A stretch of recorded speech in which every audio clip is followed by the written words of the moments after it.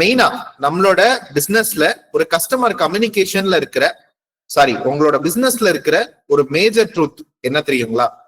90% of businesses அவங்களோட repeat சேல்ஸ loose பண்றாங்க due to நான் ஃபாலோ அப். ஒரு கஸ்டமரை ப்ராப்பரா ஃபாலோ பண்ணாமையே நிறைய பிசினஸ் வந்து லூஸ் பண்றாங்க. ஆனா உண்மை என்னன்னா, நீங்க கரெக்டா ஒரு கஸ்டமரை ஃபாலோ பண்ணீங்கன்னா, நீங்க ஒரு புது கஸ்டமருக்கு ஸ்பெண்ட் பண்ற காஸ்ட்டை விட, அவங்க வந்து வாங்குற வேல்யூவை விட எக்ஸிஸ்டிங் கஸ்டமர் கிட்ட 5 டைம்ஸ் நம்மளால வந்து சேல் பண்ண முடியும். அதன் மூலமா உங்க பிசினஸோட டர்ன் ஓவரும் இன்க்ரீஸ் ஆகும். நான் ஏன் வாட்ஸ்அப் வந்து இது பண்றேன்னா, இன்னைக்கு வந்து மெயினான ஒரு கம்யூனிகேஷன் பிளாட்ஃபார்மா வாட்ஸ்அப் இருக்கு. கஸ்டமருக்கு வித்தவுட் டிஸ்கவுண்ட், வித்தவுட் ப்ரெஷர் அவங்களை எப்படி நீங்க ஹேண்டில் பண்ண முடியும் அப்படிங்கிறது தான் இதுல வந்து நான் கவர் பண்ண போறேன். மேஜரான ஒரு 3 ப்ராப்ளம்ஸ் இன்னைக்கு பிசினஸஸ்க்கு என்ன இருக்குன்னா, கஸ்டமர் வாக்கின் இல்ல அப்படிங்கிறது ஒரு மேஜர் ப்ராப்ளம். நான் நிறைய ஆஃபர்ஸ் அண்ட் டிஸ்கவுண்ட்ஸ் கொடுக்குறேன், பட் என்னோட பிசினஸ் வந்து 1 இன்ச் கூட ஃபாஸ்ட் ஃபார்வர்டா இருக்க மாட்டேங்குது, பெருசா வந்து வளர மாட்டேங்குது அப்படிங்கிற பிரச்சனை இருக்கும்.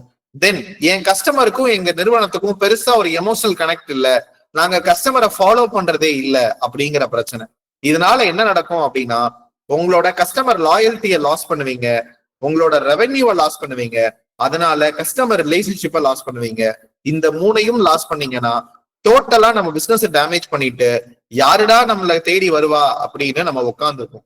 இந்த ப்ராப்ளமோட யார் யாரெல்லாம் இருக்கீங்க, இந்த 3 ப்ராப்ளமோட யார் யாரெல்லாம் இருக்கீங்க, 3Pன்னு டைப் பண்ணுங்க.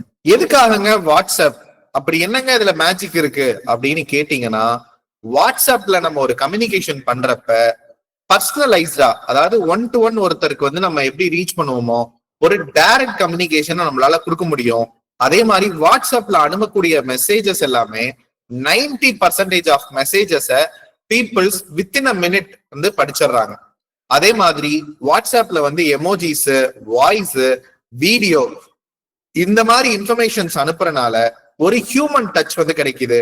ஏன்னா ஒரு சேல்ஸ் எப்படி நடக்கும்னு கேட்டீங்கன்னா, ஒரு பீப்புள் டு பீப்புள் ரிலேஷன்ஷிப், ஒரு பிராண்ட் டு பீப்புள் ரிலேஷன்ஷிப்ல தான் நடக்கும். ஏன்னா எண்ட் ஆஃப் தி டே வந்து நீங்களே வந்து ஒரு சேலை க்ளோஸ் பண்றீங்கனாலும் சரி, இல்ல உங்க ஸ்டாஃப் யாராவது பண்றாங்கனாலும் சரி, அவங்க நீங்க எந்த அளவுக்கு அவங்கள வந்து கேர் பண்ணிக்கிறீங்களோ அதை பார்த்துதான் அவங்க நடந்துக்குவாங்க, அந்த சேல் கன்வெர்ட் ஆகும். அப்ப ஒரு ஹியூமன் டச் வந்து கொடுக்க வேண்டியிருக்கு நம்மளோட பிசினஸ்ல. தென் ஒரு ஃப்ரெண்டு கிட்ட சாட் பண்ற மாதிரி, ஒரு பிராண்டா நீங்க அனுப்புனீங்கன்னா கூட ஒரு ஃப்ரெண்டு கிட்ட சாட் பண்ற மாதிரி கஸ்டமர்ஸ் ஃபீல் பண்ணுவாங்க. அதனாலதான் நான் வந்து மேஜரா வாட்ஸ்அப்பை பத்தி நான் எடுத்திருக்கேன். It's a major platform.